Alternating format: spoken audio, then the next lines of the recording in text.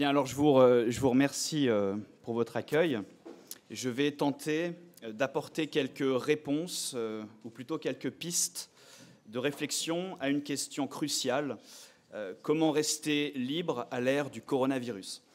Question ô combien légitime, puisque l'irruption du Covid dans nos vies et sa totale contamination du champ politique a profondément dégradé nos libertés fondamentales, à commencer bien évidemment par notre liberté de circulation. Certains considèrent qu'il s'agit d'une privation temporaire pour la bonne cause, afin de pouvoir rapidement revenir à la fameuse vie d'avant.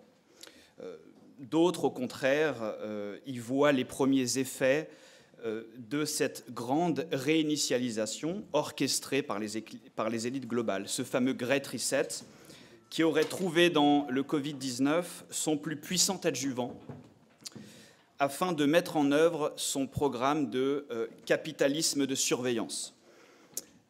Alors, je cite, « Le néolibéralisme a fait son temps, sa défaillance a été mise à nu par la crise du Covid ».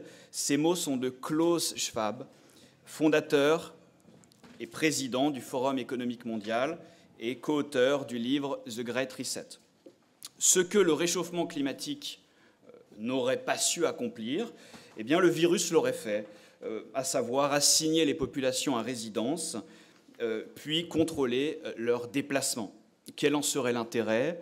Disons qu'il y a plusieurs raisons qui pousseraient les élites mondiales à vouloir que les gens restent enfermés chez eux.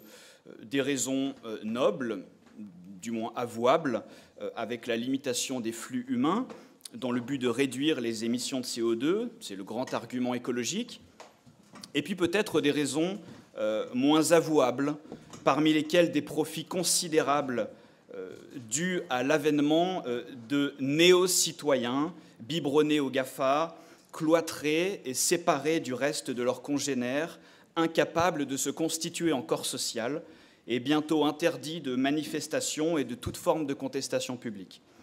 En ligne de mire aussi le plus gigantesque transfert de richesse de l'histoire avec la destruction du petit et moyen entrepreneuriat et à terme la mise en place d'un revenu universel. On se dirigerait donc vers une société mondiale hybride, d'une part une sorte de capitalisme ultra pour l'oligarchie et avec une accumulation monstrueuse de capital, et d'autre part un système de type néo-communiste pour les masses. Qu'on soit conspirationniste ou non, la gouvernance sanitaire est là, dans toute sa splendeur, avec ses couvre-feux et ses innombrables confinements. Gouvernance étrange qui constitue à la fois une sortie du politique et en même temps son retour le plus brutal, sous sa forme la plus archaïque, celle de la coercition. Une telle démonstration de force impose un grand réarmement. Une libération individuelle et collective reste possible, mais elle se heurte à des obstacles de taille et des obstacles inédits. Pourquoi ? Eh bien, car il ne s'agit pas de lutter contre un tyran bien identifié, mais contre une gouvernance sanitaire qui prétend agir pour le bien de l'humanité, pour ce que l'humanité est censée d'avoir de plus précieux, c'est-à-dire sa santé. Le premier obstacle, c'est celui donc de la responsabilité citoyenne, sans cesse brandie par nos élites, et même de la responsabilité fraternelle. Se libérer du carcan sanitaire, nous disent nos élites, eh bien, c'est mettre en danger ses proches, son prochain. Et voilà le piège. Il y a finalement quelque chose de particulièrement perfide et pervers dans une crise sanitaire d'ordre viral. Lorsqu'il s'agit de tabagisme ou d'alcoolisme, eh bien, je suis responsable de moi-même. Et c'est tout. Là, lorsque je me mets en danger moi-même, eh bien, je mets en danger autrui, et c'est l'imparable argument de nos dirigeants. Eh bien, je crois qu'il faut passer outre. Notre libération implique probablement une prise de risque et un élan vitaliste qui se moque un peu de la totalité de ses conséquences médicales. Oui, il faudra peut-être préférer pendant un temps donné le risque à la sécurité. Ensuite, je dirais qu'à cette obstacle d'ordre éthique vient s'ajouter un obstacle d'ordre esthétique. Bien que je sois un grand admirateur de Philippe Muret, je crois qu'il nous faudra pendant un temps donné renouer pleinement avec le festivisme que certains d'entre nous ont probablement moqué ou combattu, ou en tout cas avec la praxis immédiate du festivisme. Homo festivus fut, selon Muret, le dernier esclave de la fin de l'histoire. Gageons qu'il sera peut-être un allié providentiel de la libération sanitaire. Courir aux terrasses, courir aux bars, aux stades, aux boîtes, courir au festival, c'est peut-être déjà quelque chose. Je vais essayer donc de lister quelques solutions très pratiques qui pourraient s'offrir à chacun d'entre nous, chacun avec ses capacités et sa propre sphère d'influence.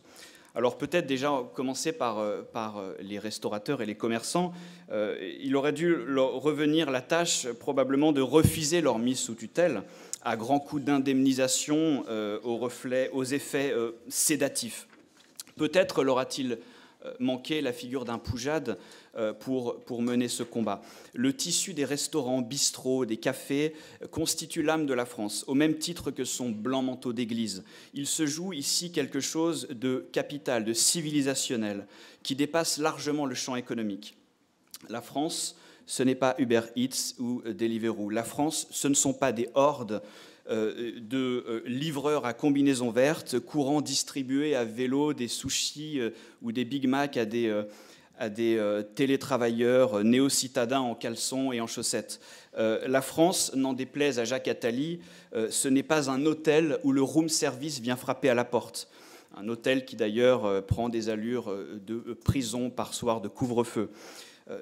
Espérons que les restaurateurs pourront rouvrir le 19 mai, mais à quelles conditions, avec quelles contraintes, et surtout pour combien de temps, en attendant peut-être l'automne.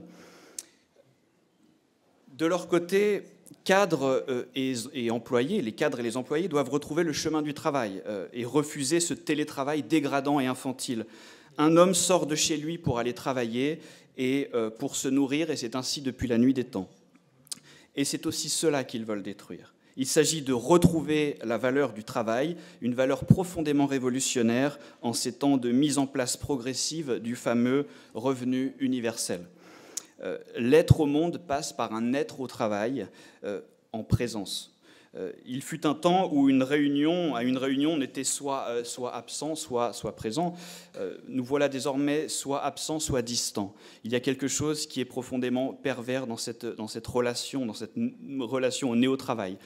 Refuser ensuite cette novlangue covidiste absolument insupportable, donc présentiel, distanciel, et toute la sémantique de ceux qui veulent nous faire disparaître des rues et des paysages du monde.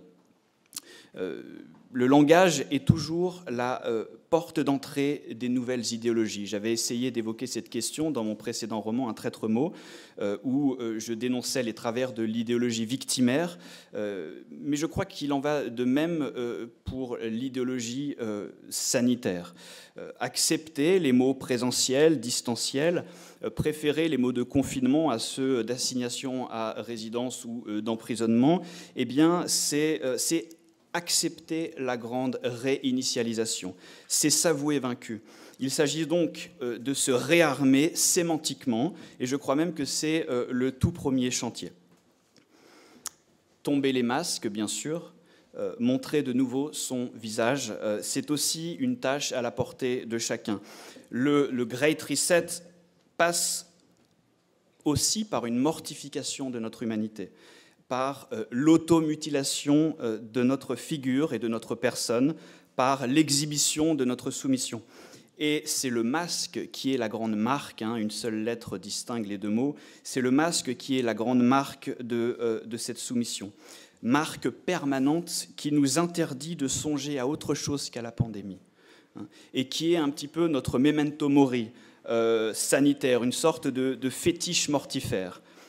Dans ce combat mystique, dans cet agone presque religieux, c'est au visage qui revient de triompher et non pas à la mascarade. Il s'agit donc de renverser leur nouvel évangile, évangile satanique, dont le mot d'ordre pourrait être « éloignez-vous les uns les autres comme je vous ai éloignés ».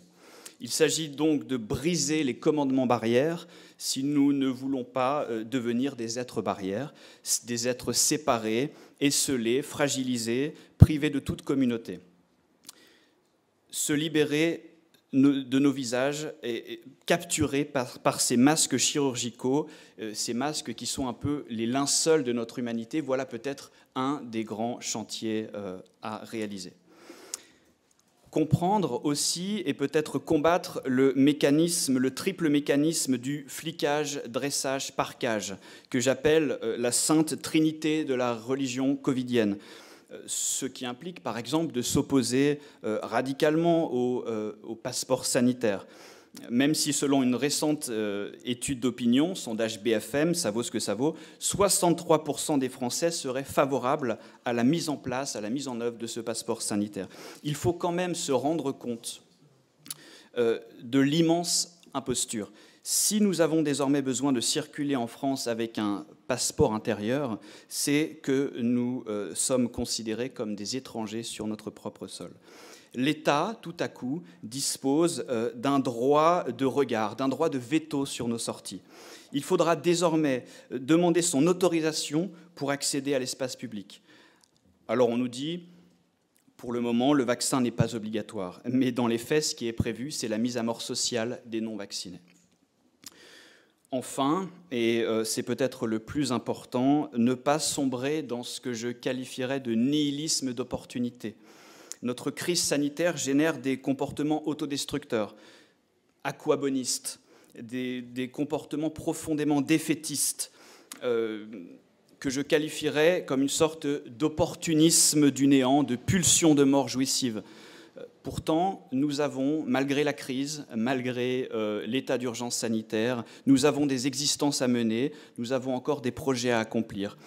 La crise sanitaire ne doit pas nous empêcher de bâtir. La paresse sidérée, voilà le grand ennemi, et il faut lui opposer notre volonté. Voilà, je vous remercie.